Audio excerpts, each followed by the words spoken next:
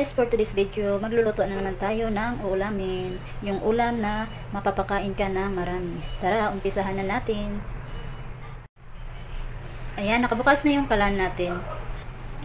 Ilalagay ko na yung pork na gagamitin. Hindi tayo maglalagay dito ng mantika kasi mamantika naman siya. Kasi may halos siyang unting taba. Pero aalisin natin. Pero manipis lang naman. Ayan, hahaluin lang natin guys. Hanggang sa lalabas yung mantika niya galing sa pork.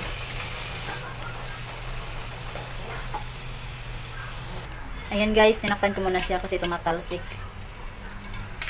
Ayan guys, dahil golden brown na yung pork natin, igisa ko na yung sibuyas.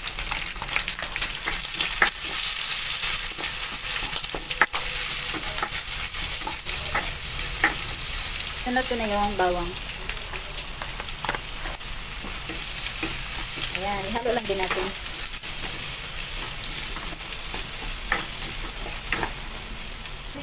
Ayan guys, maglagay na ako ng soy sauce. Maglagay din ako ng black pepper. Maglagay naman ako ng liquid seasoning.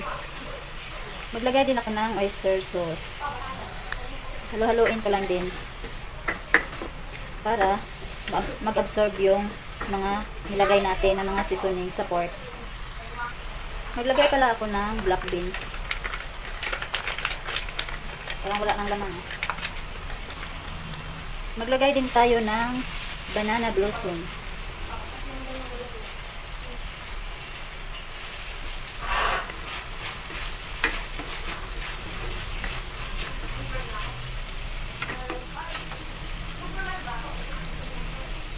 Mag-add na tayo ng tubig para palambutin muna natin yung pork. Tatakpan ko lang din muna siya.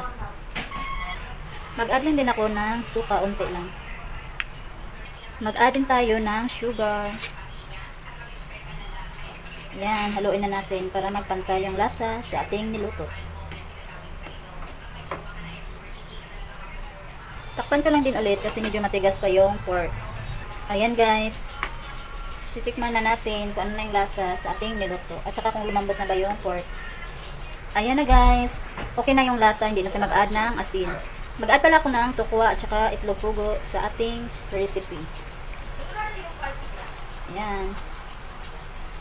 Halo-haloin lang natin para magkaroon din ng lasa yung tukwa. Mag-add lang din tayo ng sili para may konting anghang. Halo-haloin lang muna natin para yung sili magkalat yung anghang. Kakalat pala yung anghang.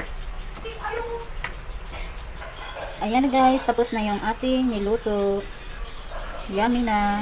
Sarap na sa kanin partner. Marami talaga maubos kung kakain ito. Nagugustuhan ng mga kasama ko to. Ayan, sana may natutunan po kayo sa aking video. Bye!